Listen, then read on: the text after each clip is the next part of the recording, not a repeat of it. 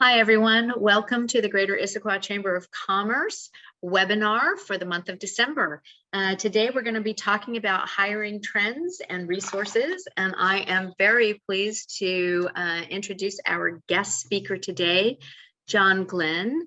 John is from the Workforce Readiness, and I'm going to tell you a little bit about John before we get going. John Glynn's professional journey has led him into different industries, occupations, various mentoring and leadership roles while working in both the public and private sectors. His roles at Sports Authority, Bank of America, Securitas Security Services USA, and Worksource have allowed him to gain knowledge and expertise of public workforce systems, human resources, business operations, finance, risk management, workplace safety, sales, and customer service. He is currently the Director of Business Relations and Workforce Readiness for Worksource Seattle King County. He oversees the Worksource Seattle King County Business Services Program by engaging with business leaders and human resource professionals to understand local workforce needs. And we are all heavy into workforce needs right now. So this is another reason that we're very pleased that John is joining us today. He assists local businesses with resources and services to remain competitive to meet challenging labor and economic demands. Also, he serves as a leader in supporting the Strategic Workforce Alliance with our local workforce development partners from government, education, and community-based organizations to connect people to career pathways to further diversity, in the workplace and improve social equity. And with that, I'm going to turn everything over to John for his presentation today. I'd like to remind you all again to feel free to use the chat.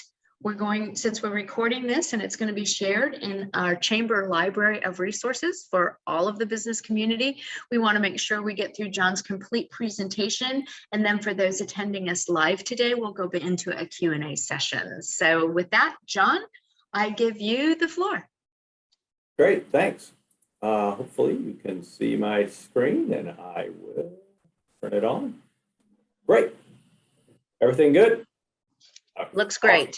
Awesome. So good afternoon, everybody. As Kathy kindly said, I've got a pretty good work history working on both the public and private side. So again, my name is John Glynn, Director of Business Services and Workforce Solutions with the Worksource system. So a couple quick things, some goals today. As Kathy said, there are some slides that will have some question marks on them, but we will save those towards the end to be respectful of time. So what is Worksource? What does it do? What does the current recruiting environment look like? And what tools and resources are available for you to use? So what I can say, what is Worksource? Well, I always start off with what it is not. Worksource is not a staffing agency. It is not the unemployment office. It is not a company, and it is not an organization or an agency. What is Worksource? Well, Worksource is a consortium of state partners that includes government, education, and local community-based organizations that all come together under the WEOA Act, which supports the overall public workforce system. So and it's all greatly defined with a framework that's part of the Department of Labor, and they call it the public workforce system. So those are some of the terms that you'll hear today. Again, the greater public workforce system and Worksource.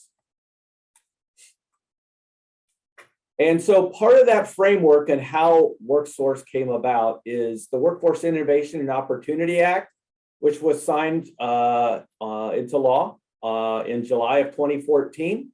So technically it's not that old. It comes from a 1998 law, which was the Workforce Investment Act. And for the ease of our conversation, basically was bringing three agencies together, the Department of Labor, Department of Education, and Health and Human Services, to try to collaborate, bring them all together, to try to bring them under one roof, we'll call it. And the framework is built around, again, the Department of Labor. Everything that I'm discussing today is taxpayer funded. There's no cost. There's a top-down model, which is federal, state, and local. And the focus is business and job seekers, multiple programs. There's a compliance function too, since it's a Department of Labor, and there is a site that individuals can visit. So to kind of take a step back at the oversight and the design and the framework, the national overview, again, the WIOA Act was trying to bring a one-stop focus or all under one roof. Back in the day, individuals would go to a specific place for an unemployment, then they would go to another place for a job. If they needed assistance with housing or food stamps, whatever that they needed, social services, they went to different places. So the design that was to put them all under one roof, hence the word Worksource and one stop, trying to get a one-stop area where individuals could go. And that is for both employers and job seekers. And that includes both an online presence and a physical presence. So again, employers and job seekers are the core. There's about 20 different programs that the Department of Labor has there. And again, the American Job Centers are the physical locations throughout the United States. There's over 2,000. I didn't design the program. So again, it would be awesome if they called all of them American Job Centers, but that's not how it works. Every state gets to call it whatever they want, but they all use branding. For example, you'll see the Worksource logo where it says Worksource, a proud partner of the American Job Center Network. California, Hawaii, everybody has to use that logo. And so you'll see that quite often. And there is the federal level too, there's a one-stop online presence. So again, and it's centered around basically 14 underserved populations. Again, the whole purpose of it is to really help those that are underserved, or sometimes called priority populations. Youth, 16 to 24, immigrant, refugees, people with disabilities, veterans, justice involved, dislocated workers, Native American, and there's others. So the states are allowed, as I said, to brand it as they need. Here it's called Worksource in the state of Washington. The Workforce Board oversees it. Employment Security Department is responsible to allocate those funds, and each of the local counties will oversee it. They're called Workforce Development Councils. So let's just go fast forward to the state. So again, at the state level, there's 12 workforce development areas. Some areas will have multiple counties based on the size, typically based on the business size. So for example, in King County, have our own designated area. Each area has their own business support. Again, it's focusing on businesses, the customer here. Each area has their own business services or solutions team. Again, each area kind of gets to decide what they want to call it. That's just how it's designed. And each of them will also have maybe a local online presence. But from a state level, there's a state job board that has a hiring events calendar. So on the left side of the screen, you'll see a picture of the Worksource website. Again, that is a state-run job board. Every state, all 50 states have to have a no-cost job board, period. And there's a compliance function for it too. But in this state, it is called Worksource WA. There's resources, job postings, and other things that I'll talk about later. For folks that might not know, but Monster is contracted to run our state's website. So they run it, and it is a self-managed program for both job seekers and for businesses. And there's ways to connect to people, for example, on my team or other areas. There's resources and ways to communicate with those teams. So specifically now at the local level, again, the Workforce Development Council of Seattle, King County, where we're at, they oversee the local Worksource system. There's a board, a Workforce Development Board that is composed of business, government, education, and labor. The chief local elected officials have oversight also. That is the Seattle mayor and the Dow Constantine, King County. And the King County executive. And then they're made up of multiple direct and indirect partners. Direct partners are those who have a memorandum of understanding with the Workforce Development Council, and then a bunch of other great partners that do not. Again, all of it is centered around serving those 14 barriered populations. We do have physical locations here. There's 2 centers that are run by Employment Security Department, and there's 5 affiliates that are run by the YWCA, South Seattle College, Employment Security Department, and King County. So that's where that consortium comes about, to where sometimes it gets confused about going to the unemployment office. Again, as you can see, there is no such thing as going to the unemployment office. It's all done online now. So still trying to break that mold. And then we do have over 40 connection sites, all community technical colleges, which there are 10 in King County. They are all Worksource connection site partners, along with Goodwill, Hope Link, and a bunch of others. There are 5 of us on the business services team in King County, and then our job is broken into different areas, which I'll share at the very end. And that is where we can help businesses navigate. There is an online area where most of our work is done. People find us through our online. So we do have a local microsite that is for Worksource Seattle, King County, and it's tailored to our area. Again, every area is a little different. And as I mentioned, like maybe in another county, they may do interviews for businesses and help them. But every area has to be tailored to how they are. And of course, our area is massive in the amount of volume of businesses and job seekers, of which we have to operate a little bit different. And so a little bit about business as the customer. I always like to highlight business as our customer in King County.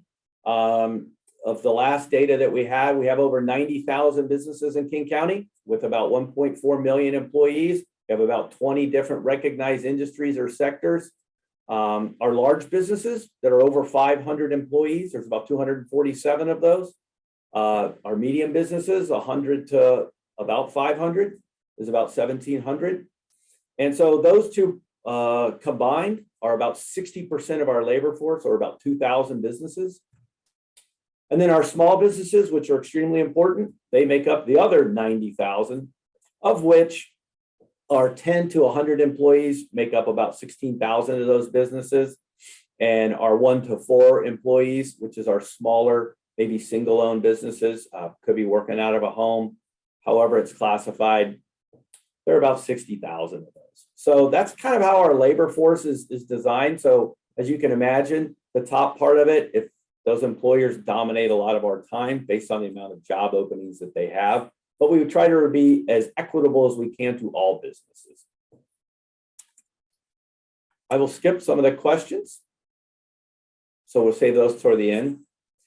So the second area I wanted to talk about, so first that was a little bit about the framework of how it's designed and how it works. Now a little bit about our labor market. The number of jobs, as we currently stand right now from a national, state, and local, nationally, we have about 10 million job openings. I wanted to take a second to talk a little bit about our state and how many job openings we have. Right now, our top 25 employers by size in the state, our top 25 employers, there are about 70,000 of the jobs. Amazon is half of those. And as you can kind of maybe figure that they dominate our state, Microsoft is second with only 5% of that number. So between that 70,000 jobs, that just the top 25 employers, about 90% of it is King, Pierce, and Snow. So again, here in the Puget Sound, these 3 counties, they dominate as the state goes.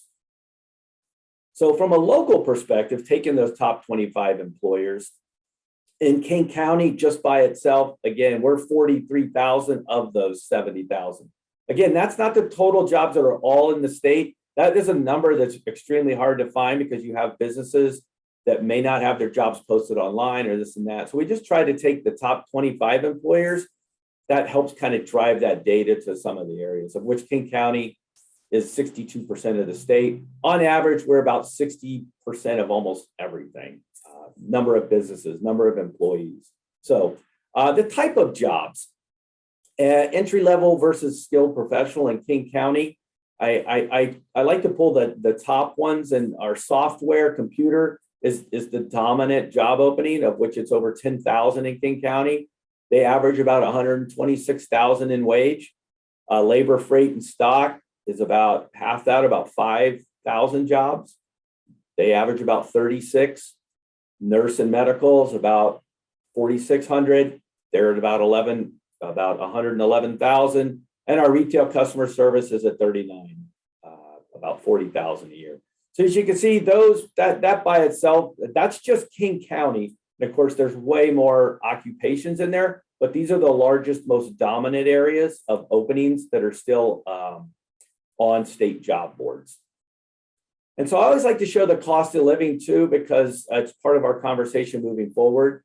The Seattle area, just using Bureau label numbers, and that includes the cost of housing, transportation, food, insurance, healthcare. The Seattle area, to make a quote unquote livable wage, is around 81,700. The US average is about 62. So I break it down because a lot of businesses will ask about average wage. So a single income needs to make about $39 an hour, or two incomes would be about $19.65. So let's go to some of the challenges. A lot of people ask, well, we have this massive labor shortage.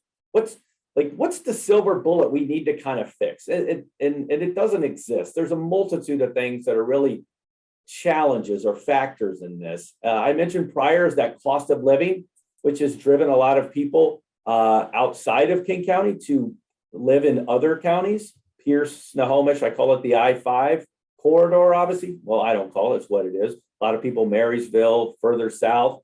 So that cost of living has forced people in our labor to move to other geographic areas, but may continue to work in King County, which also is part of the transportation issue that we have. Unemployment is one that comes up a lot, to where a lot of individuals will say, oh, well, as soon as we get everybody off of unemployment, we'll get that labor force back. Well, I want to show some numbers in here, pre-COVID versus COVID, that back in 2018 and 2019, we were averaging about 3.1, 2.3% unemployment, and this is October number. And last year, it was about 6.3. Well, right now, we're sitting at 4.4. Well, just to kind of point out, that's not going to help solve it, is getting everybody off of unemployment. Just so you know, there's less than 13,000 people that are collecting unemployment in King County right now that are on receiving unemployment benefits. The total number that's used by our Employment Security Department and our regional economists shows that there's about 57,000 unemployed. Again, that number is inclusive of those that are collecting unemployment, but those that are also, quote unquote, part of the labor force, but not participating. And the pandemic, elephant in the room, causing another issue with vaccine requirements, government restrictions, quit rates. 4.4 million people have quit jobs. It's the highest in the last 20 years. So, but what's happening is it's robbing Peter to pay Paul. They're just moving from one occupation to the other. So we're really not filling the massive need that we are. They're moving from others. A lot of those are stepping stone positions, our food and services retail, that are not meant to be lifetime jobs, but to be in it for a short period of time and then move on to others. So you're seeing a lot of quit rates in those. Competition, as I mentioned, there's over 90,000 businesses in King County, so everybody's trying to pull from a similar labor force. One other thing in competition, we have a new industry that 10 plus years ago didn't exist, tech. So that's another industry that's been created that did not exist in the past. But you still have to fill other like jobs that were there, carpenters, plumbers, drivers, logistics, all that stuff was still here. Now you have another one in addition to e-commerce as a platform that's there. Childcare is a burden that falls on our females and single mothers. Remote work versus face-to-face. A lot of our call centers are trying to realize some best practices of how to do that. And retirements. Baby boomer millennials are the two largest populations. Gen X is stuck in the middle. So when you have a lot of baby boomers retiring, there's not enough Gen X to fill it, and millennials are also trying to fill those jobs, but also all these other new industry that's been created. So a little bit about trends and some solutions, and then get into some what's available to help. So wages, I call it the Dick's drive-in model. They average $19 to $20 an hour, which goes back to that model I showed to have a livable wage with two people. They have a $28,000 towards college. They have a child care credit, and they offer 100% health care coverage. Again, one of our basic fast food industries. We're seeing bonuses to hire, which was for Pizza Hut and others, which never was part of it. Technology is really a solution that's out there with online, with e-commerce platforms, tabletop devices where multiple waiters, you don't need as many. They can, like Red Robin, they can do them on their tabletop. The main counter, I call it the European model. You'll come up, you'll punch it in your menu, and there's just a person in the back, and that's how you get it. Service models with DoorDash and stuff. So all this technology is starting to be part of the solutions that people need to think about that. Business hours with traffic flow and changing their schedules. But I would be remiss if I didn't. There's also the business tax increases. So businesses are really at a point now where they really have to think about, well, how do I do this model with Washington Cares and some of these other new programs that come along? So get into some recruiting strategies. I want to take a macro view at the very top, and that's talking about certain things. One is when we talk as a business team to businesses, we try to break it into 6 different areas. Internal, look at your current staff, employee relations. Is it a stepping stone job? Okay, well, maybe you need to think about your pipeline and how you're building it. Number 2, online, job boards. There's cost, compliance, private, public. But using the sourcing features within those, of which is available, and I'll mention on Worksource Law in a minute, of trying to find that talent. Events, that's another area to work in person versus virtual, trying to work hiring events is what I'm mentioning. Work-based learning, do you have a strategy around apprenticeships, internships, OJT, anything that might help bring in people from a recruiting standpoint? Another big one is that community outreach based on geography. Where's your business located? And how are you working within that community? Government, education, like high schools, community-based organizations, that talent pool. And working within those areas that have marginalized, underserved, or priority populations. And then last but not least is also organizational support. Are you working with different organizations that can help you with that?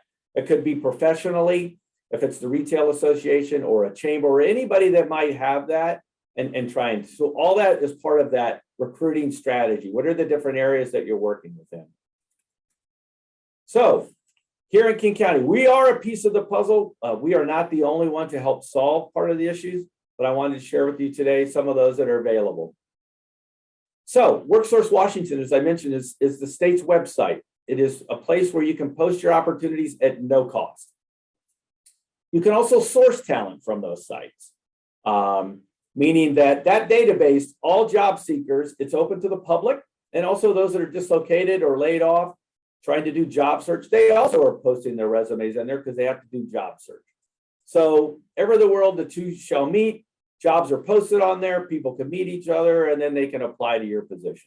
You can set it up to go to your company's URL, or if you're a small business, you can have it come to personally yourself. You decide how you want it to work. So again, that's one resource. Participated in hiring events.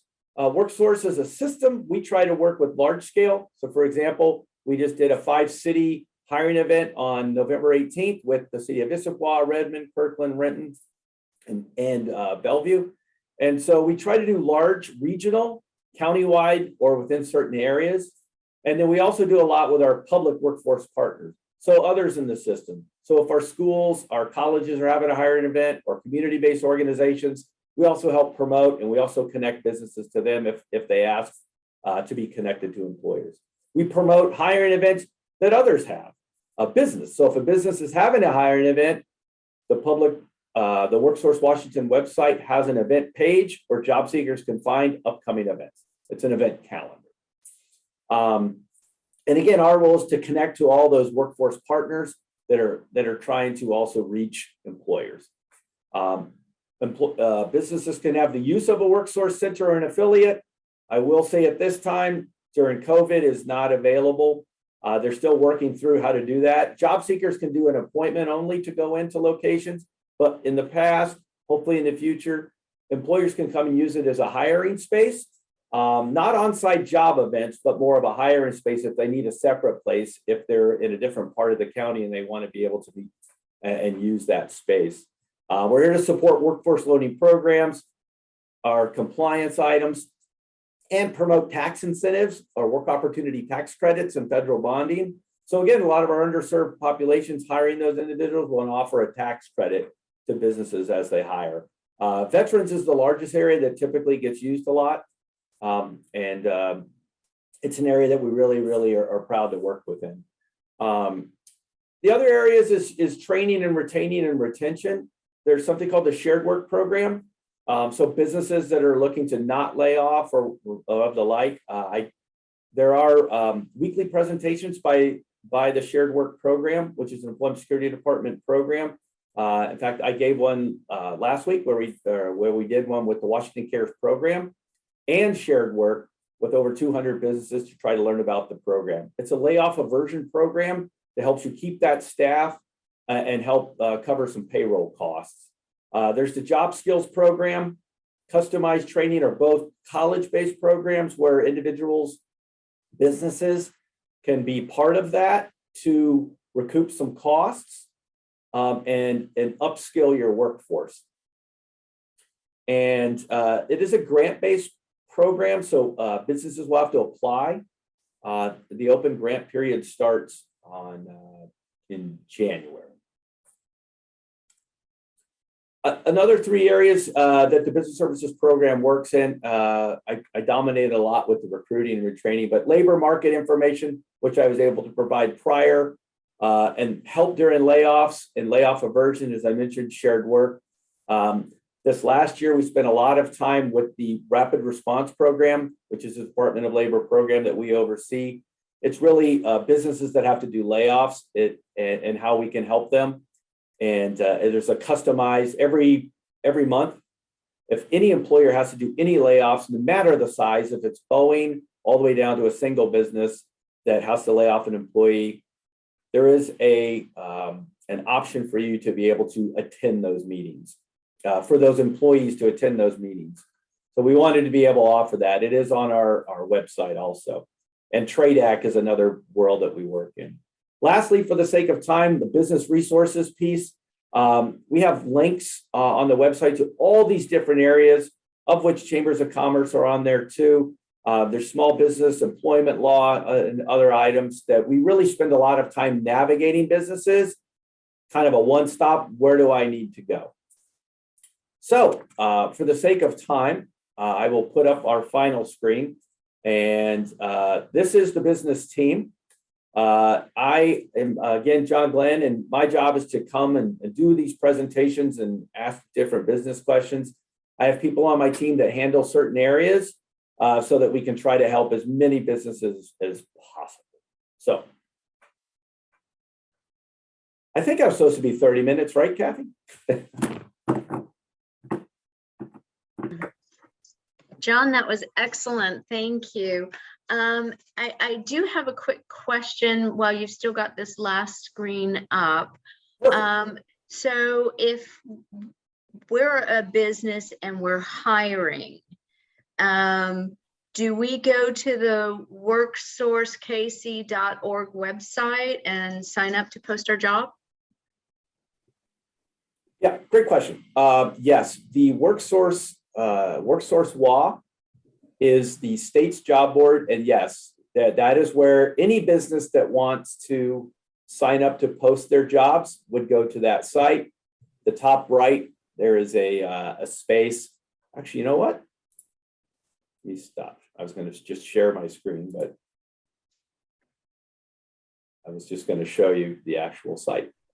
That would be great. So it's worksourcewa.com. Yeah, is the site we go to, and so we register as a business that has jobs that they need filled. Yep. Hopefully you can see it. Yes. Yep. Right here. You just go. This is the state's website. Again, run by Monster, and I have no control over this particular piece. My job is to get you where you need to go. this little spot up here, top right says employer. You click on that, it'll take you here. You have to create an account. So they have to verify that you are a Washington state business, and you create a secure access Washington account. And then you put all your information in there, your tax ID number. And then it takes them they're usually pretty quick to get it. And then they'll approve you, and then they'll send you some update, and then you can go on and post your opportunities. Okay, great. And then just so you know, and if everybody's like, oh, I got to contact my local person, and you hit it, yours truly is the one who gets it for King County. So anybody that's like, whatever, the only thing I can't do is help you kind of resolve some things. The Monster team helps with that. But yeah, all the jobs are on here, and it's a great, it doesn't solve everything, but it is a way for businesses to find, and post their jobs. And there's different resources on here too that people, can find. As I mentioned about the Worksource locator, this was our King County. This is kind of the map, as I mentioned. So everything's kind of in there. It's an overview. Okay. Excellent. So it sounds like we might all want to spend a little bit of time on this website and poke around a little bit. Yes, I have a few questions, but I'll hold those. We do have a question in our chat, and that is, as a small business, what are some strategies that are best to attract potential employees? I would say I don't have a magic bullet answer, because it depends on the geography and the sector. So for example, if it's, I don't know the business, so if it's like a dog groomer, or I don't know. Okay. I know that's not what you want to hear, but I don't. Well, and maybe we can chat about this just a little bit, because I know that the Dick's Drive-In example that you gave raised my eyebrow a little bit, because it's just like, as a nonprofit, I don't even think I can compete with that. And so if that's the standard, and we cannot offer, full health insurance coverage for everyone, are there any other trends or curiosities that you're seeing other businesses do that you think, well, now that's creative, that's out of the box? Yeah, I always go back to, location tends to be two things. One is location, because like you said, it's like, well, do I want to drive all the way from my house in Kent to downtown Seattle to make the same wage I can make down the street? So geography, you know what I mean? So it's not always wage. If I can make a couple bucks here and there, and it's not the difference, like, why would I spend all that gas or bus money? So geography is big. And then the occupation, a lot of people will, I mentioned the dog groomer, because it was, somebody had reached out the other day about something, and people just liked dealing with the dogs, and it was a little less, but they liked it. And, and I always go back to, I was on the private side also, and I used to have the same wage for, I had about 60 different security contracts, from Microsoft all the way to banks. And my bank people, it was a boring job, and the wage was low, but they loved it. And it was Monday through Friday. I had the lowest turnover there than I did with jobs that were double the wage. And so sometimes you always think, oh, well, wage is just a cure-all. It is not. Schedule, geography, they mean a lot. You brought up schedule, and I want to go back to that. I just want to check so our person that asked the question about strategies, they are in retail business. So how do retailers go about attracting employees? That's a great, it depends on if is it brick and mortar, or is it e-commerce, or a combination? I would guess it's brick and Probably brick mortar, and mortar. but I'll Yeah. wait for them to respond. Maybe we can start with that and answer e-commerce if we're wrong. Yeah, because brick and mortar has been such, big box stores, of which the elephant in the room, I told you, I work for Sports Authority, which is the largest sporting goods company in the world. And that's how I ended up in Washington. They moved me from Las Vegas to here. It doesn't exist anymore. And so, you're just starting to see that transition to where businesses are having to adapt to both models. And so it does make it difficult, and that Okay. schedule. So you're seeing reduced store hours so that they can compete with online. Wow. Okay. And this is a brick and mortar. So reducing store hours to reduce employee need is an interesting concept. Kind of reverse from where we were years ago. I like what you said about schedule, though. It is sometimes a matter of that flexibility. I have seen, we just recently hired a person, and it was amazing to me how many people were excited about the fact that we did flex time, and it seemed like almost every applicant was looking for part-time, not full-time, because they don't want to work full-time. Yeah, no, and sometimes even a big business, not to name drop, but even like Costco Travel, they're really struggling to hire.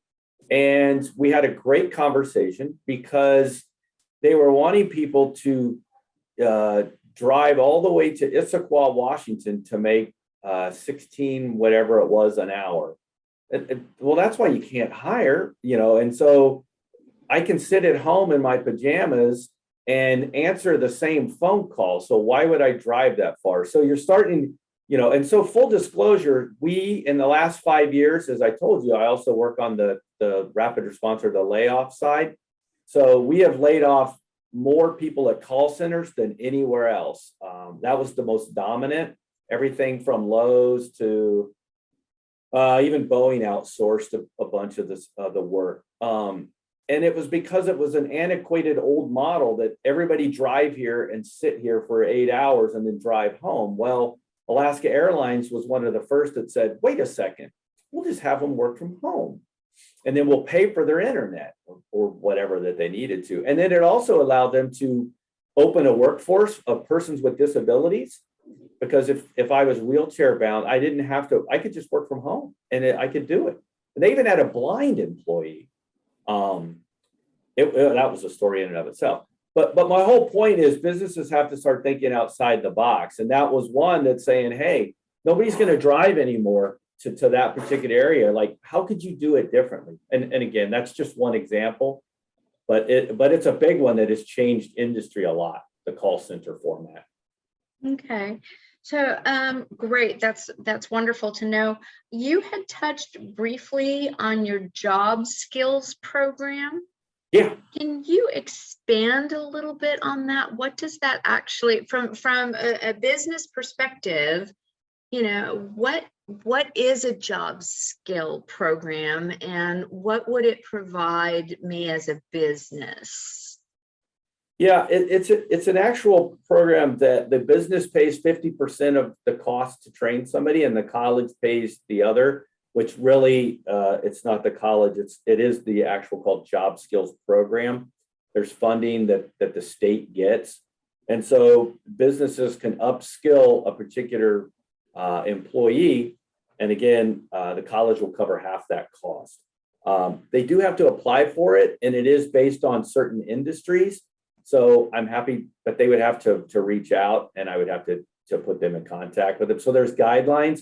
So for example, I can, if it's a parking lot barista business, they're probably not going to get the funding because it has to be in-demand jobs, and there's certain guidelines that they require. And I'm happy to share that there's an actual site that they go to. Okay. So what I'm hearing is that if we're having trouble filling positions because there's a gap in the the skills that the labor force that's coming to us has, that might be an ideal opportunity to reach out and see if this program would be helpful in getting those candidates skilled up and into the positions that we have. Yeah, again, it depends on the most, because those are using taxpayer dollars almost all the time. And so by using taxpayer dollars, they need to make sure that they're going into a career pathway type job. And that's really what they, try to focus on. Okay. Healthcare, tech, any of that. Great. John, I think the last thing I wanted to touch on, and maybe more of a comment, but you might want to expand on it.